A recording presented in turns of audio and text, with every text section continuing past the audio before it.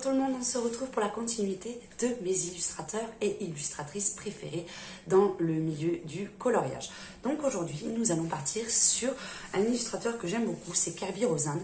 Donc j'ai ceci, donc certains que je n'ai jamais fait, d'autres que j'ai vraiment bien entamés.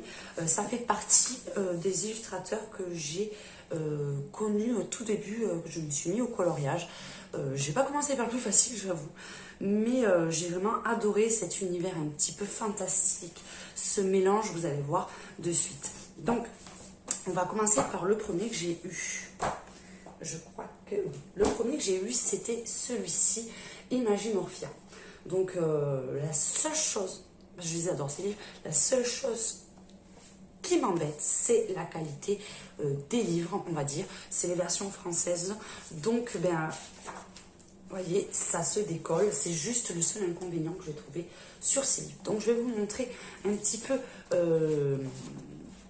l'univers, en fait, de Kerby Rosanes. Donc, c'est ce style-là. Donc, c'est un mélange d'animaux, d'objets qui n'ont rien à faire là. Vous voyez par exemple, vous avez des cartes à jouer, vous avez des petits... C'est vraiment assez chargé, ça peut faire peur, mais c'est un univers tellement sympa. Donc je vais vous montrer tous les colos que j'ai réalisés dessus. Donc ça, vous allez voir les premiers, et puis au fur et à mesure, là c'est vraiment un des tout premiers que j'avais fait. Donc ça remonte quand même à quelques années maintenant. Mais je m'étais régalée. Donc vous voyez, bon, il n'y avait pas encore trop de mélange de couleurs. C'était vraiment les débuts. Donc j'avais fait celui-ci aussi. Donc vous voyez tout ce côté un peu steampunk, ce mélange de plein de choses dessus. On s'ennuie pas en fait quand on fait ces colos. Ils sont assez longs à faire parce qu'il y a quand même énormément de détails. Mais je trouve que les rendus, ils sont super jolis. Donc j'avais fait celui-ci aussi. Là, les fonds sont faits souvent en pastel, parce que vous avez un dessin recto verso, ce qui empêche d'utiliser plein de matériaux comme les feutres à alcool ou encore les bruchaux, tout ce type de matériel, étant donné que vous avez un dessin derrière, que le papier n'est pas non plus super épais. Voilà pourquoi. Donc, j'avais fait ceci. Vous voyez, au début, j'évite de faire trop de fond sur certains quand ils sont trop chargés pour ne pas rajouter encore plus et pour que le dessin au final principal reste quand même assez visible. Donc j'avais fait celui-ci, il y a beaucoup de doubles pages, mais c'est des dessins qui prennent énormément de temps. Une petite nanas, j'avais fait aussi il y a un petit moment. Donc ça c'est vraiment les dessins du début. Au fur et à mesure, parce que j'ai pas mis de marque-page, bien sûr, c'est pas marrant sinon. J'avais fait celui-ci. Il avait été long celui-ci. Je crois qu'à la fin, je ne pouvais plus des lapins. Ou des lièvres, enfin, je sais plus ce que c'était. J'en avais vraiment super marre. Parce que celui-là était trop grand. Donc ça, il faut vraiment s'y jeter quand vous avez beaucoup de temps, parce que c'est vraiment pas des colos qui prennent peu de temps. Donc là, j'avais fait vraiment... pas monochrome, mais tout dans les mêmes dégradés de couleurs. Donc ça avait pris aussi pas mal de temps. Ceci, vous voyez, c'est vraiment un univers assez particulier, mais il est tellement... Bon, j'avais commencé celui-ci que je n'ai pas terminé. Beaucoup de fleurs, tue la fleur, on va dire. J'en avais marre. Un petit dinosaure aussi, il avait été super sympa celui-là. Dinosaure assez long parce que quand même le vert, il y en avait pas mal. Donc, vous voyez, c'est toujours des animaux un peu transformés dans leur... Je trouve vraiment le concept très original. J'ai fait celui-ci aussi. Donc dans celui-ci, j'en avais fait quand même pas mal. Celui-ci qui est un peu plus simple. C'est ce que j'aime le moins, celui-là. Je sais pas pourquoi. Mais celui-ci, c'est pas ce que j'avais kiffé le plus. Donc là, j'avais fait qu'un côté. C'est aussi un des premiers dessins que j'avais fait dessus. Donc principalement là c'était au polychromos dans celui-ci. Je pense pas avoir eu encore mes Prismacolor. Donc voilà pour Imagimorphia. Mon chouchou, vous allez voir, c'est celui-ci. Ça se voit parce que c'est celui qui est le plus abîmé. Il est tout décollé et ça me... franchement, je suis dégoûtée. Parce que garder. Pourtant, j'en prends soin de mes livres, mais plus vous coloriez dedans et plus il part en morceaux. C'est Mythomorphia. Celui-ci, je l'aime particulièrement parce que c'est beaucoup plus basé sur les animaux, un petit peu d'univers fantastique. Donc, je crois que j'en ai fait quand même un peu moins dans celui-ci. J'avais commencé celui-ci, que je n'ai pas terminé, parce qu'il est extrêmement long. Déjà, rien que pour faire les champignons dans tous les dégradés, ça prend un temps, mais alors fou. Et celui-ci que je m'étais régalée à faire. Après, les petits, lui, je ne sais même pas ce que c'est comme animal. Une sorte de lapin bouc, j'en sais rien. Celui-ci aussi, je m'étais régalée à faire. Assez long, mais franchement, celui-ci était super plaisant à faire. Alors, le plus long, c'était celui-ci avec les écailles, parce qu'il y a une dégradée sur toutes les écailles. Donc, celui-ci m'a pris un temps fou, mais je suis contente du rendu. J'aime beaucoup le résultat. C'est pas pour me jeter des fleurs, mais j'aime beaucoup celui-là.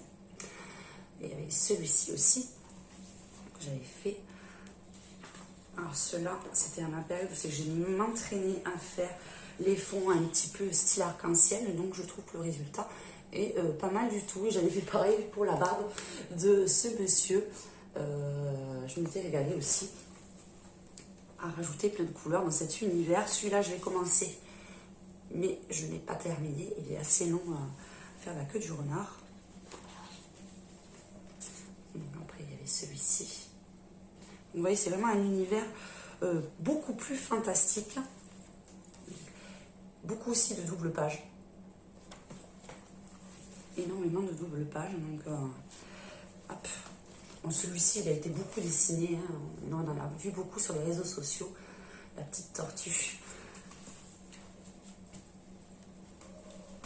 Celui-ci aussi, je me suis vraiment régalée à le faire. Le monde des sirènes. Pareil, celui-ci, c'est vraiment essentiellement au Prismacolor. Alors, celui que j'aime le moins, c'est celui-ci. Non, celui-ci, je suis pas fan. Je suis pas fan de la couleur que j'ai pris pour faire le loup-garou. Je trouve un peu sombre. Après, c'est l'univers, mais beaucoup moins fan de celui-ci. Je m'étais moins régalée à le faire. Celui-ci aussi, j'avais beaucoup aimé. Assez long aussi, parce qu'il y avait un dégradé surtout. Toutes les plumes. Hop, et celui-ci aussi. Pas évident celui-ci pour faire le visage avec une autre couleur que la couleur peau, qu'on n'est pas habitué. Avec les couleurs fétiches pour celles qui me connaissent, parce qu'ils sont souvent le violet et le turquoise. Je trouve que c'est des couleurs qui vont super bien ensemble et que j'aime beaucoup travailler.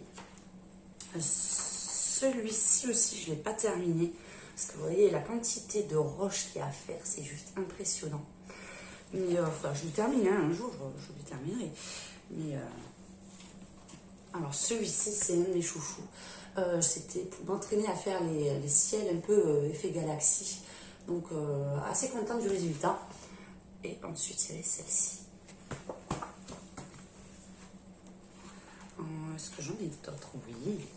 Encore une lumière un petit peu féerique avec notre petite fée. Donc, vous voyez, c'est vraiment des univers vraiment topissime. On avait la petite sorte de sirène assez moche. Je sais pas comment ça s'appelle. Mais...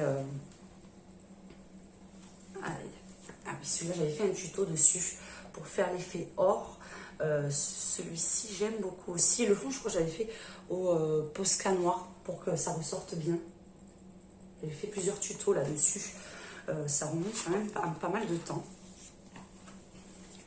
Celui-ci aussi. J'aime beaucoup le rendu. Donc, hop. Mais celui-là, j'en avais vraiment beaucoup. Encore un petit effet arc-en-ciel sur le fond.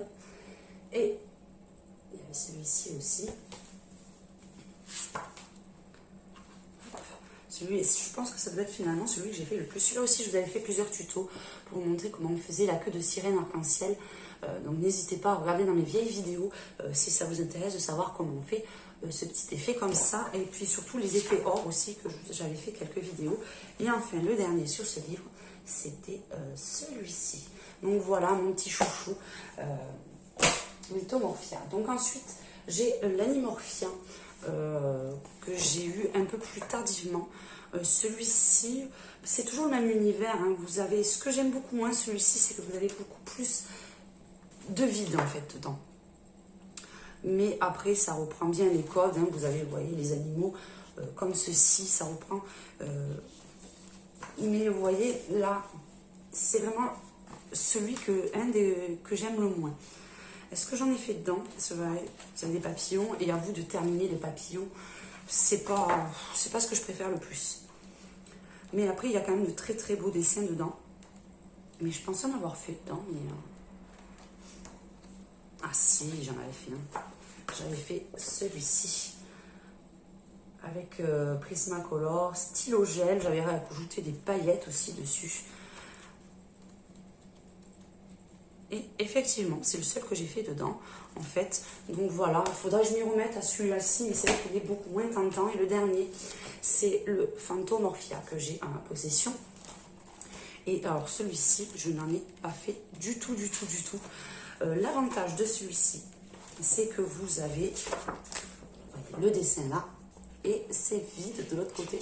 Donc on va enfin pouvoir utiliser tout le matériel que l'on souhaite. Bien évidemment en protégeant l'arrière du dessin pour ne pas abîmer le suivant.